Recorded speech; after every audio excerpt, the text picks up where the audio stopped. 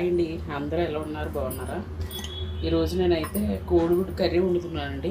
అది పాతకాలం పద్ధతిలో పనులకి పొలం పనులకు వెళ్ళేవాళ్ళు నైట్ ఇంటికి వచ్చినప్పుడు లేట్ అయినా కూడా అప్పటికప్పుడు కోడిగుడ్లు ఉడకపెట్టుకోకుండా వండుతారు కదా, ఆ పద్ధతిలో వండుతున్నానండి. టైం లేనప్పుడు ఇలా వండుకుంటే మంచిది.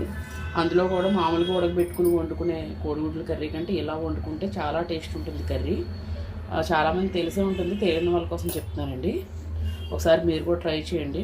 నేను ఎలా చేస్తానన్నది చూద్దాం. మా అమ్మగారు ఇలాగే చేసేవారు. పాతకాలంలో చాలామంది ఇలాగే ఉండేవారండి. మీకు ఆల్రెడీ తెలిసే ఉంటుంది. ఎవరికైనా తెలియకపోతే నేను ఇలా చేస్తున్నాను, మీరు కూడా చేసి ఒకసారి ట్రై చేయండి, చాలా బాగుంటుంది. ఆయిల్ అయితే వేడెక్కిందండి. ఉల్లిపాయలు వేసేసుకుందాం. నేను 2 కోడిగుడ్లు వేసుకుంటున్నాను. అంటే గ్రేవీ కావాలి కాబట్టి దానికి తగ్గట్టు మనం ఉల్లిపాయలు తీసుకోవాలి. నేనైతే మీడియం సైజులో తీసుకున్నాను. 3 తీసుకున్నానండి. 2 పచ్చిమిర్చి, అలాగే కొంచెం కరివేపాకు అనేది నేను ప్రతి దాంట్లో వేసుకుంటాను, మీకు తెలుసు కదా.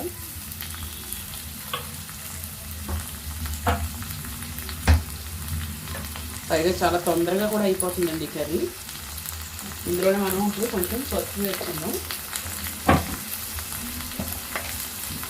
ఎవరైనా చేసుకోకపోతే ఒకసారి ట్రై చేయండి. ఇలా చేసుకున్న తర్వాత మీకు మామూలుగా కంటే ఇలాగే నచ్చుతుంది కర్రీ, చాలా టేస్ట్ ఉంటుంది. ఇందులోనే కొంచెం ఉప్పు కూడా వేసుకున్నామండి. ఇది ఓన్లీ ఆనియన్స్తో ఇంకేం వేయదు కాబట్టి ఉప్పు తగ్గించే వేసుకోండి. ఆనియన్స్ వేగిన తర్వాత మళ్ళీ ఉప్పు ఎక్కువ అయిపోతుంది. చాలా కొద్ది తర్వాత వేసుకోవచ్చు, ముందు మాత్రం తగ్గించి వేసుకోండి. ఒకసారి కలిపేసుకున్నాం. చాలా అంటే చాలా టేస్ట్గా ఉంటుంది, ఎందుకంటే డైరెక్ట్గా వేస్తాం కాబట్టి ఎక్కడ మనం చాలా బాగుంటుందండి. టైం లేనప్పుడు మార్నింగ్ తొందరగా బాక్స్ పెట్టాలన్నా ఇలా చేసుకుంది సింపుల్గా. ఇది పూర్వకాలం పద్ధతి, అమ్మమ్మలు చేసేవారు. ఆ పద్ధతిలో నేను చేస్తున్నాను. ఈ కర్రీ అంటే నాకు చాలా ఇష్టం. మీరు కూడా ఇలా ట్రై చేయండి. ఇంకా ఇలాగే వండుకుంటారు ఇంట్లో మీరు. తొందరగా అయిపోతుంది, ప్లస్ టేస్ట్ కూడా చాలా అంటే చాలా బాగుంటుంది. సిమ్లో పెట్టి మూత పెట్టుకుందామండి. ఆనియన్స్ బాగా మగ్గితేనే టేస్ట్ ఉంటుంది కర్రీ.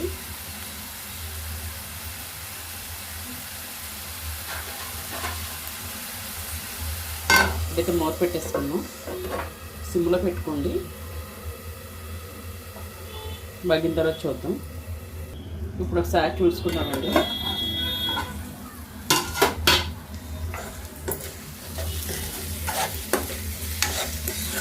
ఇంకా మగ్గాలండి ఆనియన్స్. ఏంటో కొంచెం చాలా పెద్దగా కోసేసాను ముక్కలు తొందరలో. ఇంకా బాగా మగ్గాలి. మళ్ళీ మూత పెట్టుకున్నామండి. సిమ్లోనే మగ్గి పెట్టుకోండి.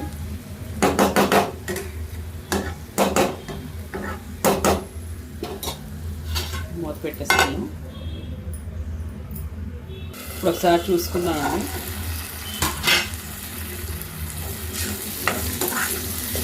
ఆనియన్స్ బాగా మగ్గుకొని ఆయిల్ కూడా బయటకు బాగా తేలింది.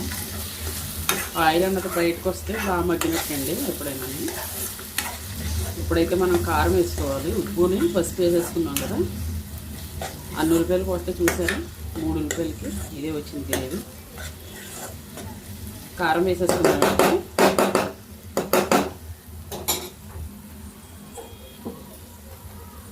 ఇందులో నేను అల్లం వెల్లుల్లి లాంటివి ఏమి వేయనండి.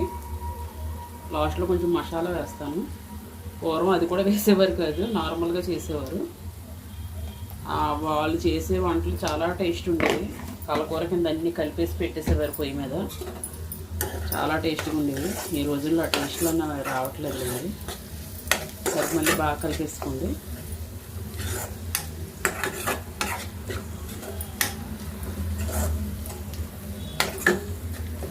మూత పెట్టుకుందాం. ఇప్పుడే కదా కారం వేసాం, కొంచెం పచ్చిమిర్చి పోవాలి.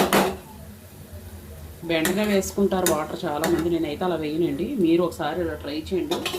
అలా వేసిన కూరకి ఇలా వేసిన కూరకి చాలా తేడా ఉంటుంది. ఒక సెకండ్ అండి, మూత పెట్టుకుందాం. ఇప్పుడు చూసుకుందామండి. ఎక్కువసేపు ఉంచొద్దు, మూత పెట్టి కారం వేసాక మాడిపోతుంది. ఒక్క సెకండ్ అంతే. ఇప్పుడైతే మనం మంట హైలో పెట్టుకుని వాటర్ వేసుకుందాం.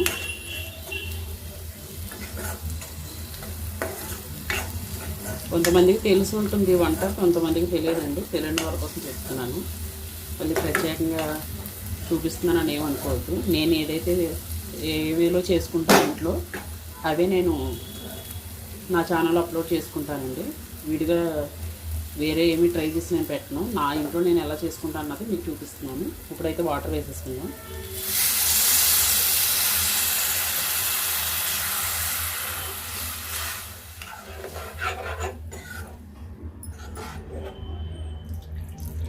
కలర్ లేదనుకోవద్దు, ఎందుకంటే పసుపు ఎక్కువ వేసాను.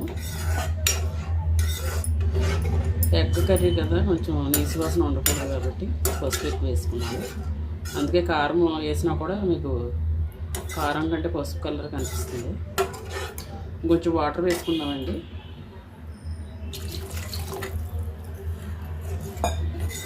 ఇది ఒక ఉడుకు రావాలి. ఉడుకు వచ్చిన తర్వాత అప్పుడు మనం ఎగ్స్ వేసుకుందాం. సెకండ్ మూత పెట్టుకుందామండి, ఒక ఉడుకు వస్తుంది. ఇప్పుడైతే చూసుకుందామండి. ఉడుకు పట్టింది కూర. ఇప్పుడు సిమ్లో పెట్టుకుని ఎగ్స్ వేసుకుందాం.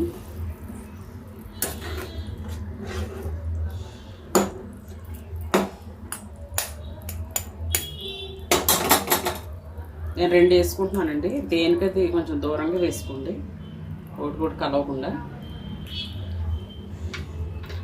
ఇంకోటి కూడా వేసేసుకుందాం. వేసాక ఏంటంటే కలపొద్దు కూర, మీరు అలాగే ఉంచండి, సిమ్లోనే ఉంచండి. ఇలాగే ఇంకా మనం మూత పెట్టేసుకోవాలి. నెక్స్ట్ టైం చూసినప్పుడు ఎగ్ కనుక బాయిల్ అయిపోతే మనం అప్పుడు మళ్ళీ కలుపుకుందాం. మూత పెట్టేసుకుంటున్నానండి.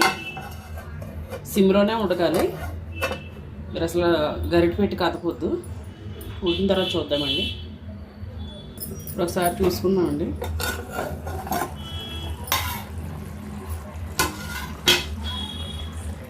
ఇప్పుడు తిప్పుకోవాలి, జాగ్రత్తగా తిప్పుకోండి తిరగకుండా. మనం ఫస్ట్ వేసినప్పుడు అసలు తిప్పకుండా మూత పెట్టాం కాబట్టి కింద బాగా ఉడికిపోయింది. ఇలా తిరగేసేసుకొని ఇప్పుడు మళ్ళీ మూత పెట్టేసుకోండి. ఇంకేం కదపోదు. మీరు దూరంగా వేసుకోవడం వల్ల దేనికది విడిగా వచ్చింది ఎగ్. వాటర్ కొంచెం దగ్గరికి అయిపోయింది. ఈ కర్రీ టైం కూడా ఎక్కువ పట్టదు. ఇప్పుడు మసాలా వేసేసుకుందామండి. మీ దగ్గర గరం మసాలా ఉన్నా, చికెన్ మసాలా ఏది ఉన్నా వేసుకోండి. ఎందుకంటే ఎగ్ మనం పగలగొట్టి వేసాం కదా, మసాలా వేసుకుంటే బాగుంటుంది. కొంచెం పైన అలా కలిపేసుకుంది. ఎందుకంటే వాటర్ ఉండగా ఇలా వేసుకుంటే ఎగ్ అన్నది ఎరగకుండా ఉండి మనం కలుపుకుంటే వీలు ఉంటుంది. బాగా ఎగిరిపోయిన తర్వాత కలపలేము. అంతేనండి, సిమ్లో పెట్టుకోండి. ఈ వాటర్ కూడా బాగా ఇంకిపోవాలి. ఇలా చేసుకుంటే చాలా టేస్ట్గా ఉంటుంది కర్రీ. ఇప్పుడు మూత వేసి పెట్టేసుకుందామండి. మీ దగ్గర కొత్తిమీర లాంటివి ఉంటే వేసుకోండి. నా దగ్గర లేదు. మళ్ళీ తర్వాత చూద్దాం. వాటర్ అంతా ఇంకిపోయిన తర్వాత ఒకసారి చూసుకుందామండి. అయిపోయింది. చూసారు, ఆయిల్ అంతా బయటకు వచ్చింది.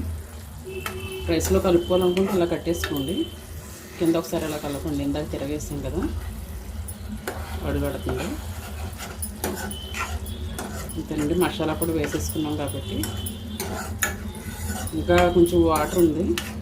రైస్లో కలుపుకుంటే ఇలా కావాలి కాబట్టి ఇలా కట్టేసుకున్నా పర్వాలేదు. ఇంకా లేదు అనుకుంటే ఇంకా మీరు బాగా ఎగిరిపోయే వరకు కూడా ఉంచవచ్చు. చాలా అంటే చాలా టేస్ట్గా ఉంటుందండి. ఉడకబెట్టి కర్రీ వండుకునే దానికి దీనికి చాలా తేడా ఉంటుంది. ఎవరైనా ట్రై చేయకపోతే ఒకసారి ట్రై చేయండి నేను చేసినట్టు. చాలా అంటే చాలా బాగుంటుంది. అప్పటికప్పుడు చాలా సింపుల్గా 5 నిమిషాల్లో అయిపోతుంది కర్రీ. చాలా అంటే చాలా బాగుంటుంది. ఓకేనండి, నా వీడియో కనుక మీకు నచ్చినట్టయితే నా ఛానల్ని సబ్స్క్రైబ్ చేసుకోండి, లైక్ చేయండి, షేర్ చేయండి. మరొక మంచి వీడియోతో మళ్ళీ కలుద్దాం. అందరికీ బాయ్ అండి.